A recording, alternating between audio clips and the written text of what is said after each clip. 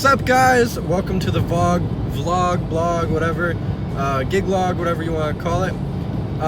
Today we are headed back down to Newton, Kansas once again, where we did the Newton High School homecoming dance.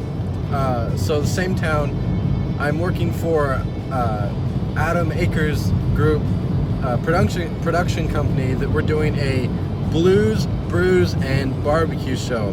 It's an outdoor event where they have barbecue, they have beer, and then they have from 4 p.m. till around I think 11, they have multiple artists for a concert on stage. So what's happening is he hired me to come design, program, and run lights and busk a show for him for these artists that are coming in, and it's the same setup as the last concert. Oh, I just blanked out on the name. The country singer I just did, Rodney Atkins, there we go. It's the same setup as Rodney Atkins. I think I mentioned in that video that I'm using it for this show as well, and so it's basically all the same. I'm moving the two floor package lights up further so that they can actually be seen. But right now what's happening is it's about to downpour. The radar says right now it's Thursday, the show's on Saturday. It already looks dark as it is today, and the radar says it's supposed to be downpouring all day Saturday. So what the event people are doing is they're trying to decide whether they're canceling it or if they're moving venues. I've heard that it's changing possibly from the outdoors to going into a barn with a dirt floor, which, I mean, nothing wrong with that. If there's a country singer, we got some two-stepping going on a dirt floor in the barn, right? Well, anyways, about 100 some miles, 2.5 hour drive, and that's where I'm off to right now.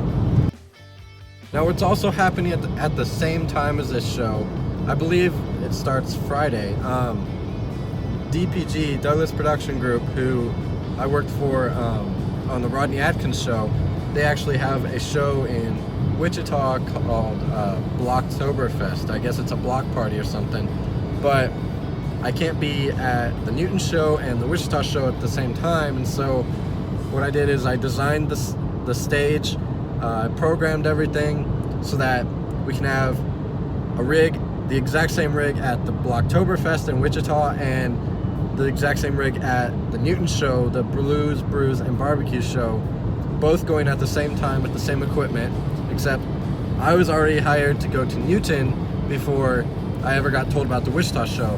So I'll be at the Newton show while one of my friends that works for DPG is doing the Blocktoberfest show in Wichita.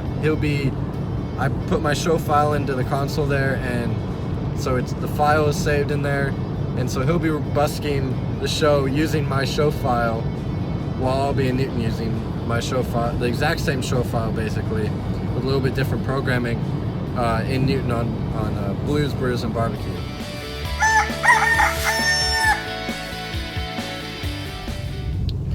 What's up, guys? So it is 7:45 in the morning. It's Saturday. It's show day, and I'm sick, and my body hates me right now and needs rest, and I'm tired. But I'm not complaining because the grind don't stop. So show day as always. On my way to McDonald's because I'm starving and I need something quick. I really don't want to go and get McDonald's, but doing it anyways. So like I mentioned earlier, there was chance of it raining, and well, it's raining, and it looks like it's probably gonna rain all day. So what they did 2 days ago is they moved the show into the city 4-H building, which is the dirt floor building, and what I was told was a barn is just a 4-H building. So that's cool. So on my way to McDonald's right now, and then we'll be headed to the 4-H building.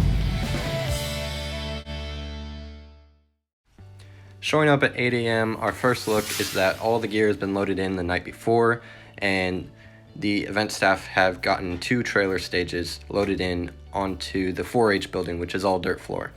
Our rig consists of 6 Art Fox Sharpies, 2 of my guys showed up to help, 8 of the Chauvet color band picks, 6 of the American DJ pocket washes.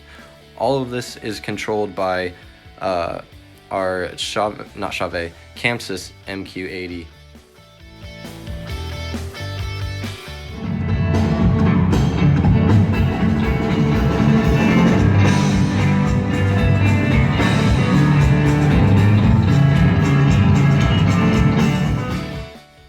Leading up to this event, the only thing I really knew of music-wise was it was rock and blues, there was beer. It's kind of all I knew. I wasn't sure anything of how the music was going to be, so all of the lighting I did was on the fly, just busking a show. Everything seemed to work out well. The haze held nice, especially since it's inside.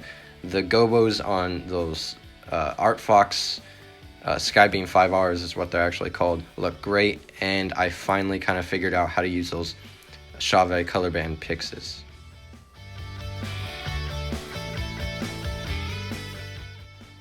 Now in some of these pictures I don't have the color band picks working as I did during the concert because I couldn't hold the camera and use both hands to operate the show how it should be, but they really made a great visual effect and weren't blinding.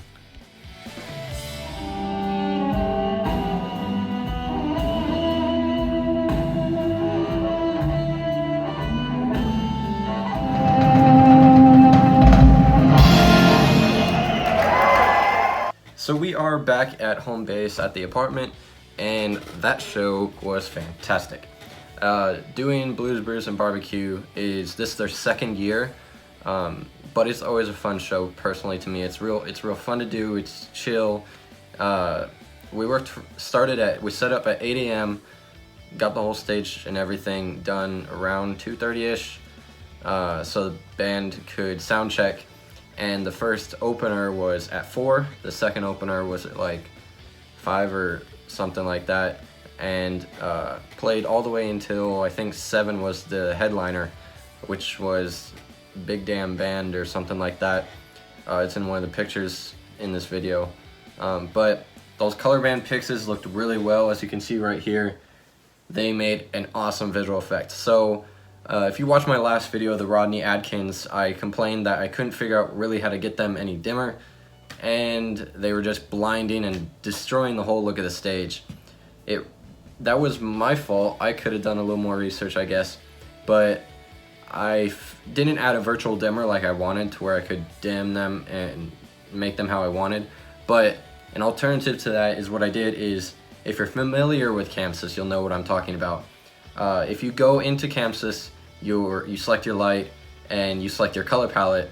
If you do like white, red, green, or blue, each of those have a certain color value. So red, blue, and green is on 100 is white.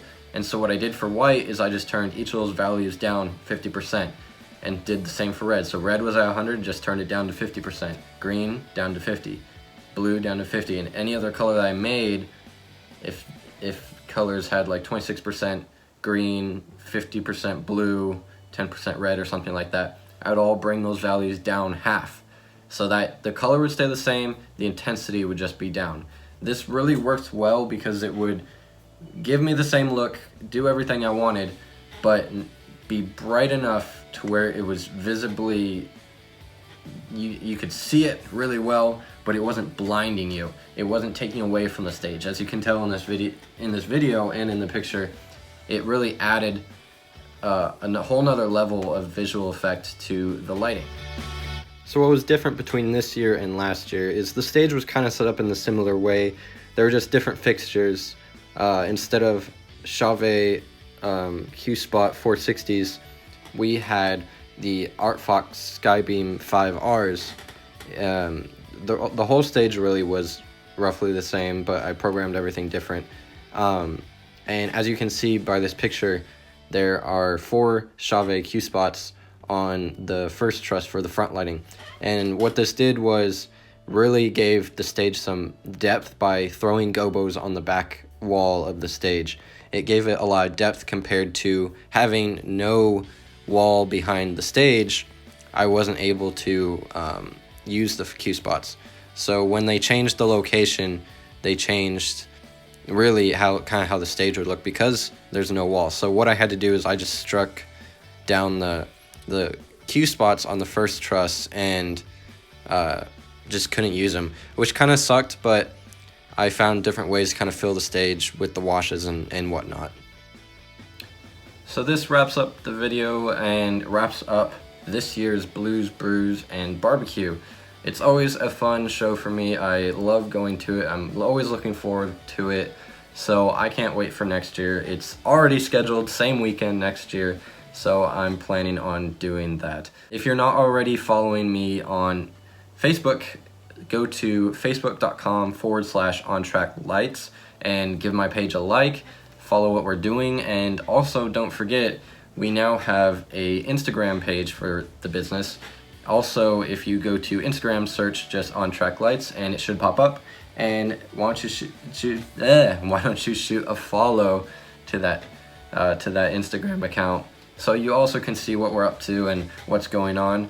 And don't forget to subscribe, like, and do everything else. Again, thanks for watching, and we'll see you next time.